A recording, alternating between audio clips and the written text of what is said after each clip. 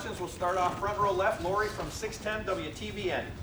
Chris, how do you mentally handle going from games where you might not see the ball very much to games where you're making such a big impact as you did on Friday night? It goes for everybody in the receiver room. We kind of, it could be me having a big game one game, and then probably Ben having a big game next game. You go from having 6 catches one game to having 0 catches the next game. We just we're unselfish in the receiver room, and we have a great bond with each other, and we're just happy for each other. So. You talk about having a big game. Can you have a big game without having any catches, though? Of course, we all try to make an impact on special teams and try to take that frustration out during the game, and we kind of use that in the blocking game also.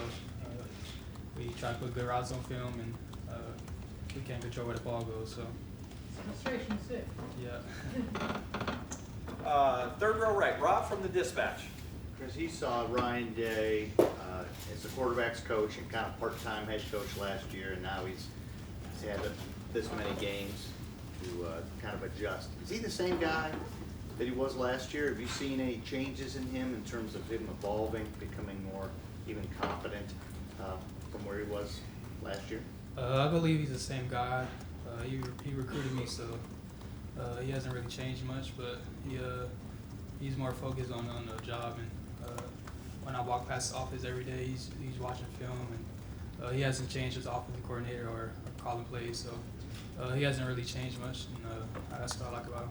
What was he like as a recruiter? You say he recruited you. What was the connection there? He wasn't really trying to force me to come here. He wanted me to take all my visits and choose what's best for me, and he built that relationship with me and my parents, and that's what my parents loved about him. Front row right. Tim, Letterman row. On your first touchdown the other night, did you use the umpire in the middle of the field as your turning point? But number one, was that a read all the way for you, or was that the play all the way to cut it up straight up the field? That was the play. We wanted to get quarters in that, and for that play, and we got that, and had to go under the sound to have the safety fall off of me, and middle of the field was wide open. So. Yeah, this is my next question, but I wanted to ask: are you aware of the umpire standing there in the middle of the field? Do you see him all the time? You understand what I'm saying? Mm-hmm. I mean, how do you try to avoid him, et cetera? How does that alter play sometimes? I saw him, but I didn't know he was that close to me when I watched the TV copy. So I saw him, but I had to avoid him. I didn't want to look too fast for Justin, so I had to avoid him and try to get open. I want to say, would you describe this as, is this an attacking offense? How would you describe this to somebody who's never watched you guys play? What is your sense of what's special about you guys from an offensive standpoint? You can say we're attacking. We very consistent with run and pass game. We got 2 great running backs in the backfield, and we got a tandem of receivers that can do everything. So we got one of the best quarterbacks in the nation, and one of the best offensive linemen in the nation. So we're very balanced, and we can't wait to keep going. Front row middle, Joey from the Columbus Dispatch. Chris, you guys have been very successful on third downs this season. There was a play against Northwestern where it was 3rd and 15, and Justin kind of scrambles and finds you. How much is his ability to create really important on those third downs in particular, where the play kind of is able to stay alive and you have to get 15 yards or so? It's really good for us receivers, and he likes to keep plays alive with his feet, and the scramble drill is in effect. So our second part of the route is very important, and we try to get open for him. So. Right next door, Bill from the Dispatch. Yeah, question about Justin. How quickly did you develop a close relationship with him? He came in. He's not really a talker. He doesn't really talk much. So he came in and kept his head down, and he worked extremely hard, and he gained that respect, and he gained that respect from the team. We look at him as a leader of the offense and a leader of the team. So. What was the first time he made one of those wow plays, whether it was spring practice, just throwing the ball around, or whatever it may have been, that made you go, this guy could be something special? I think it was the first couple of days of spring practice, and it felt like he wasn't missing a pass. So he's putting everything on target and everything looked perfect to us. And, that's when we gained that respect, and we counted on him. So. Back row right, Spencer from the Letterman row. Chris, on that punt that got rolled back to the punter and just dove on it, you seem more excited about that on the field than you did 2 touchdowns you scored. Why was that? Why is that? We put so much effort and so much technique and fundamentals into special teams, and when it comes to special teams, we all work as a unit. If one person doesn't do his job, then we're not gonna get the job done. So when you snap that, and we were all excited for that, and I think it would have been a block punt, but yeah, we all worked all week, and we took so many reps for that, just for that play. You think you would have got your hands on it had he got the ball? Yeah, I think somebody got their hands on it. Second row left, Steven from Cleveland.com. Chris, back to the Michigan State game. It's one thing to just not have a catch in the game, because that happens a lot, but to not even get a target. You know, when you go back and you look at that film, like, is there anything you're looking at to maybe, like, things you could have improved on, maybe have gotten open a little more often or anything like that? Definitely. I think that was one of my worst games, in my opinion. And we had them 2 weeks off, so having 0 catches and having 2 weeks off to try to rebound from that, it was real tough for me. And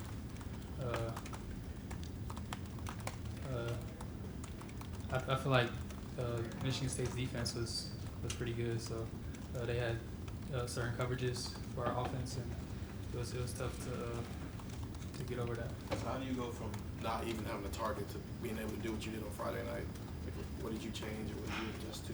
I didn't really change anything. I kind of changed my mindset that I'm happy for my teammates. And as the year kept going on, we kind of got more unselfish, and we can't control where the ball goes. So we just try to make an impact and wherever and help our team win. Is it tough to make that type of adjustment when you've got that much talent in the room where you can't go from 5-6 catches in a game to maybe not even getting a look one game? Yeah, it's real tough. But, all season we kind of build that bond, and we have blood, sweat, and tears together, and we all try to build upon each other. And the receiver room is full of talent, and we try to put whatever on film, and we really can't control what's going on. So we try to be the best of ourselves and be happy for each other. Third row left, Dan from 11 Warriors. Chris, when you're going up against a defense like this that's ranked #1 in the country, do you guys view this as a benchmark to see how good this offense really can be? We believe we're the best in the country also, so we believe we have the best offense and we're going to get the best defense, so we'll see how that goes. Is there more pressure going into a game like this to prove that because you know how good the competition is? There's really no pressure on us. We prepare the same every week, so we gonna work hard in practice, and we probably gonna have some different schemes for the defense, and we'll see what happens. And what do you see in Wisconsin's secondary? What are the things they do that are going to present challenges to you guys as receivers? They have some different coverages and different techniques they use in the secondary. Last week they kind of went coverage 0 most of the game, and against the team up north they kind of ran different coverages and drop 8 and cover 1. So if they run man, we have the best. We run against the best DBs in the country in our team. Spring, summer, and fall camp. So I think we'll be prepared. Front row right, Austin from Letterman Row. Chris, you talked earlier about Justin's, accuracy and that looked perfect in practice. Is it always that way with him? I mean, obviously his completion percentage is high, but it seems like in games that you guys rarely have to get outside of the numbers to catch passes. Is it really that way all the time with him? Yeah, Justin's I feel like every pass is perfect, and when we get open, the ball is perfect right there on time, and even when we're not open, he puts the ball where we can catch it and the DB can't. So I got much love and respect for Justin, and I can't wait to keep going with him. I would think that makes your job a lot easier if you know that it's going to be where it should be. There's no uncertainty running a route where the football might show up, right? Yeah. How much easier does that make your job? It makes it way much easier.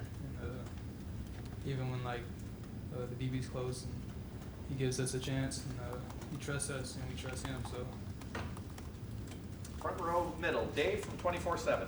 Last couple questions. Chris, I'm just curious how much your life has changed in the last 11 months. Maybe a year ago at this time, the average fan maybe didn't know much about you. Then the Michigan game happened, your breakout game, Big Ten championship game, and then everything you're doing this year. Just how has your life changed in the last 11 months? There's definitely a lot more people know who I am, and you know, everyday life, going to class, there's more people coming up to me and asking for a picture and stuff. But it doesn't really change my mindset, and I always stay humble, and that's what my family is. So. When do you think the light kind of came on for you? And it could have been right away, because I remember Urban and Coach Day were talking about you early in the year before you had your breakout game. When do you feel like the light kind of came on for you? I feel like it came on, let's say, Michigan State last year, when I had those 2 catches, and Coach Meyer and Coach Day kind of kept hyping my name to media and stuff, and I just try to stay down and just do what's best for the team and try to help us win. And final questions, front row left, Doug from Cleveland.com. You guys seem to have success with some out routes and comebacks, and Justin hitting you guys on the sidelines. What goes into receivers and Justin being able to hook up on those? Sometimes it looks easy, and I'm sure it's not as easy as it looks sometimes. Yeah, we rep those a ton in practice, and just practice makes the game easier. So we probably rep that about 10 reps in practice to that one play in the game. So it makes it easy for us to rep those, and if they're gonna give it to us, then we'll take it. So. Can you feel, I mean, depending what their coverage is or the way certain teams play, are there times when you feel like, oh man, this is going to be a free 10 or 12 yards, I know we can connect on this? Definitely. When they play free access, when they're playing off, we take it as routes on error. So we just take what they give us, and we happy with it. And is that just, again, it's you got to run a precise route. Justin has to put it in the right spot, but if you do it correctly, it's almost always there. Of course, we gotta run a route perfectly and not leak into our route. And we know Justin's gonna put it right there, so it's almost there every time, and we just rep it a lot. Great, Chris, thank you very much.